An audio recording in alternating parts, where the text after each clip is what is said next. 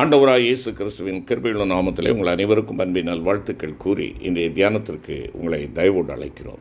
இன்றைய தியான பகுதி பரிசுத்த லூக்கா எழுதின சுவிசேஷம் 16ஆம் அதிகாரம் 19 முதல் 31 வசனங்கள். பரிசுத்த லூக்கா 16, 19 31 வசனங்கள். தியான வசனம் 24ஆம் வசனம். தகப்பனாகிய ஆபிரகாமே, இந்த அக்கினி ஜுவாலையில் வேதனைப்படுகிறேனே. தகப்பனாகிய ஆபிரகாமே, இந்த அக்கினி ஜுவாலையில் வேதனைப்படுகிறேனே. இந்த செய்தியை கேட்டுக்கொண்டிருக்கிற அருமையான கர்த்தருடைய பிள்ளைகளே, ஆண்டவராய் இயேசு கிறிஸ்து இந்த ஓமையை கூறுகிறார். இவ்வுலகிலே நாம் எப்படியும் மனம் போல வாழலாம், இந்த உலகை கடந்ததொரு பெரிதொரு வாழ்வு இனி எங்கும் கிடையாது என்ற சந்தோஷத்திலும் எக்காலத்திலும் பார்வையற்ற மக்களைப் போல வாழும் இரக்கமற்ற ஒரு கும்பலுக்கு ஆண்டவராய் இயேசு கிறிஸ்து இந்த 2 லோக காட்சிகளையும் முன்னிறுத்தி காட்டுகிறார். இந்த பகுதியிலே 3 மக்களை முன்னிறுத்துகிறார். இவைகள் நாம் ஒவ்வொருவரும் கற்றுக்கொண்டு நாம் எந்த இடத்துல இருக்கிறோம் என்பதை அறிந்து கொள்வதற்கு நமக்கு உதவியாக இருக்கும். முதலாவதாக ஐஸ்வர்யமுள்ள ஒரு மனிதனை காட்டுகிறார். ஒரு நாள் முழுவதும் அவனை குறித்து ஆண்டவர் சொல்லுகின்ற பொழுது சம்பிரமமாய் வாழ்ந்தான், சுகபோகமாய் வாழ்ந்தான். ஒருவேளை சாப்பாட்டுக்கு மக்கள் கஷ்டப்பட்டு கொண்டிருக்கிறதான வேளையிலே அவன் பிரதான ஆசாரியரின் வரிசைக்குரிய இரத்தாம்பரமும் மெல்லிய லினநாடைகளையும் அணிந்து ஆடம்பர வாழ்க்கையாற்றியவன் என்பதாக இங்கே சொல்லப்படுகிறது. சம்பிரமமான சாப்பாடு, பூலோகத்தின் வகை வகையான அத்தனை இன்பங்களையும் அவன் அனுபவிப்பதை தவிர வேறு பயன் இந்த மனித பிறப்பிலே கிடையாது என்று பெருநோய் கொண்டவனாக அவன் காணப்படுகிறான். அருமையான கர்த்தருடைய பிள்ளைகளே, அவனுடைய வீட்டு வாசலிலே ஒருவன் நிற்பதை கூட அவன் காணவில்லை. அந்த தெருவிலே உள்ள நாய்களோடு போட்டி கொண்டு அவனும் ஒருவேளை ஆகாரத்திற்காக நின்று கொண்டிருக்கிறான். ஒரு ஏழை தரித்திரன். இவனோ சுகபோகமாய் இருக்கிறான், சம்பிரமமாய் சாப்பிடுகிறான். அவன் சாப்பிட்டு கையை அவ்வப்பொழுது கையிலே படுகின்ற அந்த மசாலை துடைப்பதற்காக அங்கே வைக்கப்பட்டிருக்கிறதான ரொட்டி துண்டுகளை அவன் துடைத்து வெளியேறுகிறான். எவ்வளவு வித்தியாசமான ஒரு சூழ்நிலை இருக்கிறது என்பதை நீங்கள் உணர்ந்து கொள்ளுங்கள்.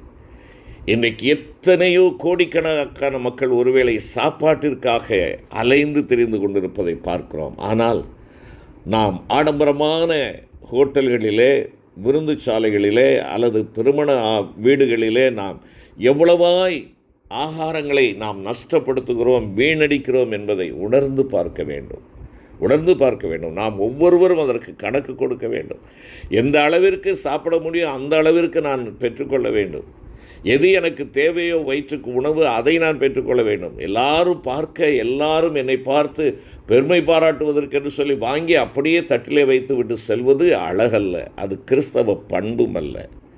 அருமையான கர்த்தருடைய பிள்ளைகளே, சம்பிரமமான சாப்பாடு, பூலோகத்தின் வகையான அத்தனை இன்பங்களையும் அனுபவித்து கொண்டிருக்கிறான்.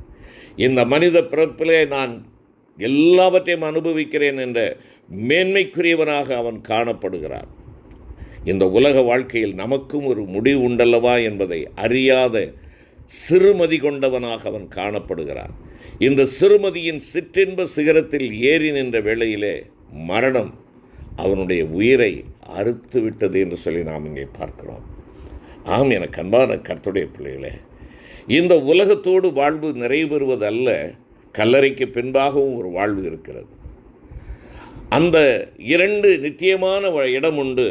அந்த நித்தியமான இடத்திலே இவன் பாதாளத்திற்கென்று செல்லுகிறவனாய் காணப்பட்டு விட்டான். பாதாளத்திற்கு போகிறான். பாதாளத்திலிருந்து அந்த அழுகையின் குரல், கதறலின் குரல் தான் இங்கே பிரசங்க வாக்கியமாக சொல்லப்பட்டிருக்கிறது. இந்த அக்கினி ஜுவாலையில் வேதனைப்படுகிறேனே என்பதாக சொல்லுகிறான். அடுத்த ஒரு மனிதனை பார்க்கின்ற பொழுது அவனுக்கு பெயர் கொடுக்கப்பட்டிருக்கிறது லாசரு. லாசரு என்னும் ஒரு தரித்திரனை எங்கே இந்த ஓமையிலே பார்க்கிறோம். இவன் அட்ட தரித்திரம் பிடித்தவன், அனாதையாய் இருக்கிறான். ஒருவேளை உணவு கொடுப்பதற்கு ஆட்கள் இல்லை. தரித்திரனிடத்திலே எவனும் அன்பு செலுத்தப் போகிறானா? இல்லை. பெற்ற தாயை கூட அன்பு கூற முடியாமல் போய்விடுவாளாமே. இவன் தரித்திரன் மட்டுமின்றி அவனுடைய சரீரமெல்லாம் பருக்கள் நிறைந்து ஊறல் கொண்டவனாய், உதவியற்றவனாய், நாய்களே பருக்களை நக்கி உதவும் அளவுக்கு நாயோடு நாயாய் அவைகளையே நண்பர்களாய் கொண்டு நாட்களை கடத்தினான். இவனுடைய இன்ப இல்லம் ஐஸ்வர்யமானது அந்த வாசற்படிதான். அந்த வாசல் நடையிலே தான் அவன் நாய்களோடு போராடி கொண்டிருக்கிறான். இவனது உணவோ ஐஸ்வர்யவானின் எச்சிலையின் மிச்சம்தான். நல்ல மிச்சம் இருந்தால் வேலைக்காரனே அதை அனுபவித்திருக்க வேண்டும். நிறைய மிச்சம் இருந்திருக்குமோ என்னவோ சந்தேகம்தான். இதனால் தான் பசியை ஆற்ற ஆசையாயிருந்தான் என்று வேதம் கூறுகிறது. எனவே திருப்தியாக சாப்பிட்டு இருக்க அவனால் முடியாது.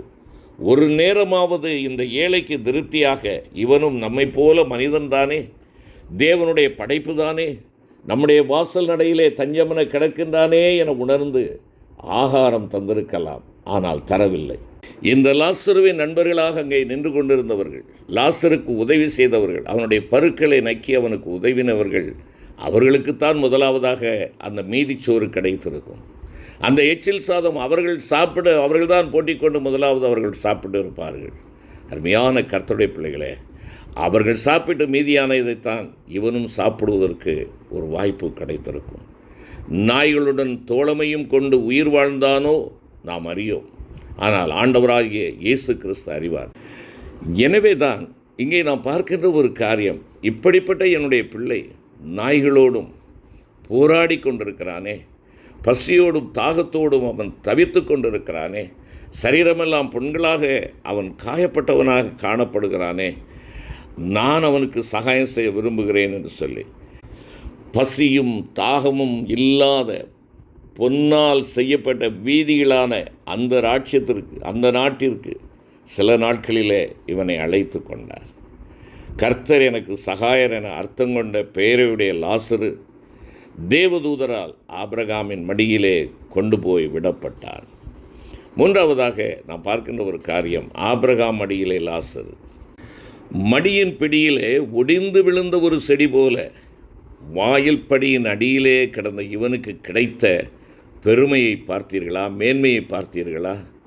என் கிருபை உனக்கு போதும் என்கிறவர், தாயும் தகப்பனும் உன்னை கைவிட்டாலும் நான் உன்னை சேர்த்து கொள்வேன் என்கிறவர் லாசருவை கைவிடாமல் சேர்த்து கொண்டார். அதனால் தான் லாசரு ஆபிரகாமின் மடியாகிய மோட்சத்தில் வீற்றிருக்கிறான்.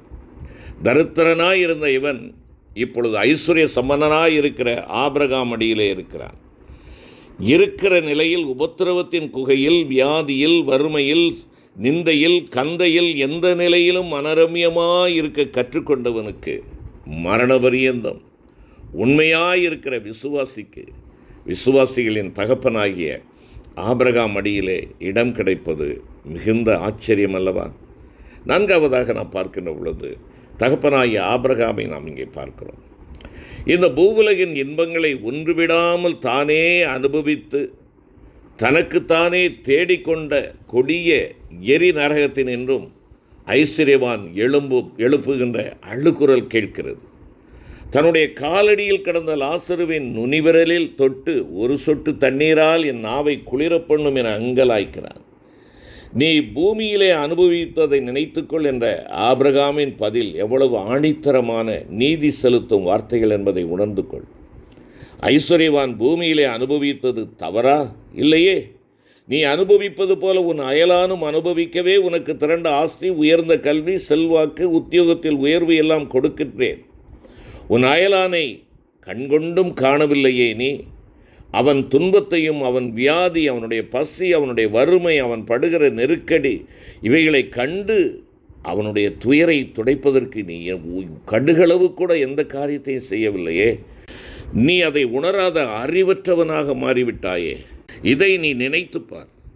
அன்று வேதனைப்பட்ட லாசரு என்று தேற்றப்படுவது நீதிதானே? இந்நீதியை சிந்தித்தான்.